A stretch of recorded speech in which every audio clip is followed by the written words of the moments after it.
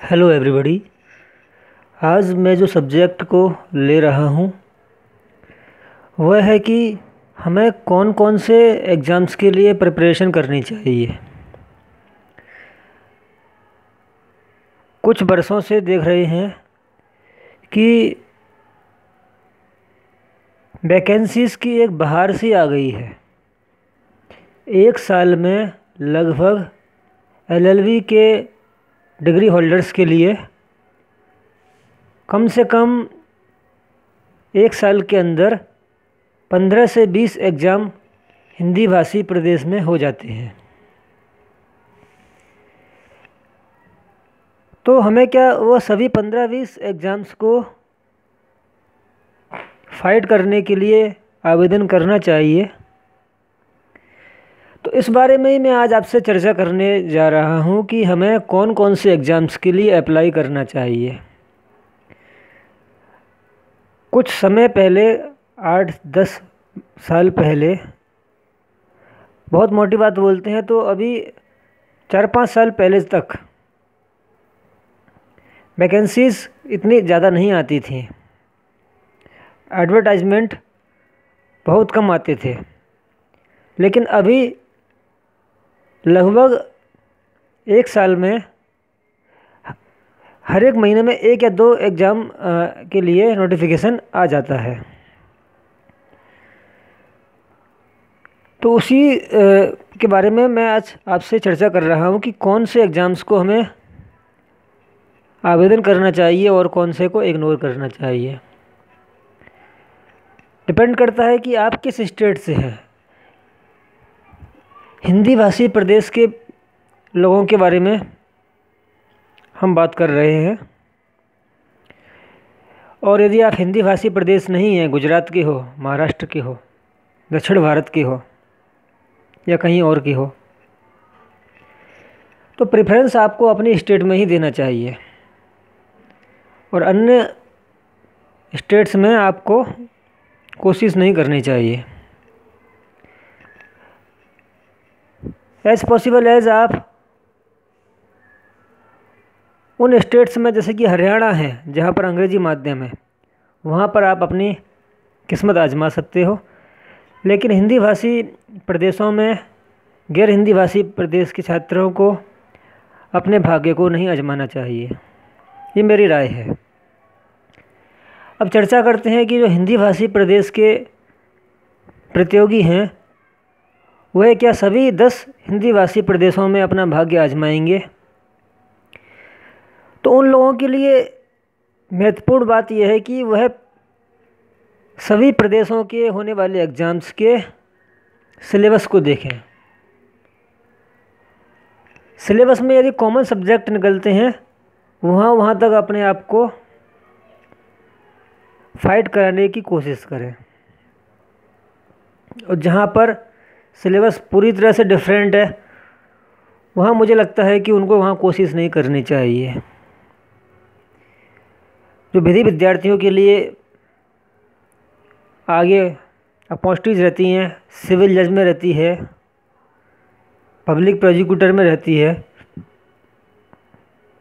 और एडीजे का एग्ज़ाम होता है, वहाँ भी 7 साल के बाद में वह अपीयर हो सकता है। तो सिमिलरिटी कहाँ पर है, किन स्टेट्स में सिमिलरिटी है, वहाँ पर उनको ट्राई करना चाहिए। यदि आप मध्य प्रदेश के हो तो राजस्थान का जो सिविल जज होता है, हालांकि पैटर्न अलग होता है मध्य प्रदेश के सिविल जज का और राजस्थान के सिविल जज का, लेकिन जो उनका लेवल रहता है वो करीब करीब सेम रहता है। पब्लिक प्रोसिक्यूटर की बात करते हैं तो राजस्थान का और मध्य प्रदेश का पैटर्न भी बिल्कुल सेम है, कुछ सब्जेक्ट में डिफरेंट है, अदरवाइज़ दोनों स्टेट्स एक ही तरह का एग्ज़ाम लेती है। छत्तीसगढ़ भी मध्य प्रदेश की तरह ही प्रीलिम्स के बाद में ही डायरेक्ट इंटरव्यू कंडक्ट कराती है। उत्तर प्रदेश के हैं आप तो उत्तराखंड, उत्तर प्रदेश से निकला हुआ है हिस्सा उत्तराखंड, वहाँ पर आप अपना भाग्य आजमा सकते हो। उत्तर प्रदेश के व्यक्ति मध्य प्रदेश में भी अपना भाग्य आजमा सकते हैं। उत्तर प्रदेश का पैटर्न अन्य स्टेट्स से थोड़ा सा कठिन रहता है। उत्तर प्रदेश का एपीओ और उत्तराखंड का एपीओ एक जैसा होता है। दोनों में ही प्रीलिम्स होता है, फिर मेंस होता है, फिर इंटरव्यू होता है। तो आपको ये देखना होगा कि कौन कौन सी स्टेट आपकी जो आपकी खुद की स्टेट है, जहाँ के आप मूल निवासी हो, उससे मैच खाती है। सबसे पहली चीज़ जो हमको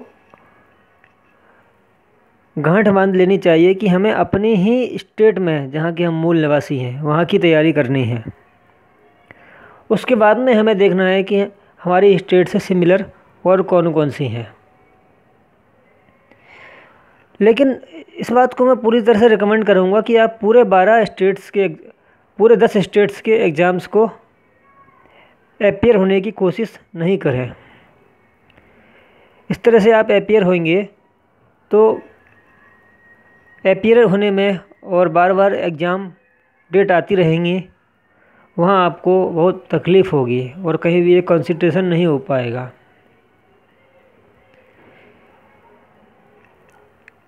सबसे बड़ा रिकमेंडेशन मेरा है कि केवल अपने ही स्टेट पर फोकस कंसंट्रेट करें, या फिर यदि आप अपनी स्टेट को नहीं कर रहे हो तो कोई एक स्टेट, कोई एक एग्ज़ाम आप कंसंट्रेट करेंगे और उसी के कोकरेंस में, उसके सहयोग के रूप में आप दूसरे एग्ज़ाम में अपीयर होंगे। सभी को बराबर रूप से आप निष्ठा नहीं देंगे। केवल एक एग्ज़ाम के ऊपर आपकी एक जो स्टेट होगी, एक जो एग्ज़ाम होगा, एक जो पोस्ट होगी, उसके प्रति आपकी पूरी निष्ठा होनी चाहिए। वहीं आपका पूरा फोकस होना चाहिए, कंसंट्रेशन होना चाहिए। चाहे वो उत्तर प्रदेश का सिविल जज हो, चाहे वो झारखंड का एपीओ हो, केवल एक जगह पर आपको कंसंट्रेट करना है तो आपको सफलता बहुत नज़दीक हो जाएगी। कंसंट्रेशन इज़ मस्ट, फोकस ज़रूरी है। सिमिलरिटी देखिए सब्जेक्ट की, अपनी स्टेट को देखिए और एक जगह फोकस कीजिए। पैटर्न देखिए, पैटर्न आपसे मैच खाता हो, वहाँ आप अपीयर होइए। और ये कोई ज़्यादा महत्वपूर्ण बात नहीं होती है कि आप अदर स्टेट में जा रहे हो तो वो बहुत दूर है। छत्तीसगढ़ का व्यक्ति यदि सोचे कि राजस्थान मेरे लिए दूर होगा या बिहार मेरे लिए कोई ऐसी स्टेट जो वहाँ से दूर है, तो वो दूर होना कोई महत्वपूर्ण नहीं होता है। कभी कभी अपने खुद की स्टेट में ही हमें कन्विंस करना पड़ता है। यदि आप उत्तर प्रदेश के ही हो, तब भी आप यदि उत्तर प्रदेश का एग्ज़ाम देने जाते हो, तब भी आपका सेंटर प्रीलिम्स में ही हुआ है। इलाहाबाद वालों को लखनऊ दे देते हैं और लखनऊ वालों को इलाहाबाद दे देते हैं।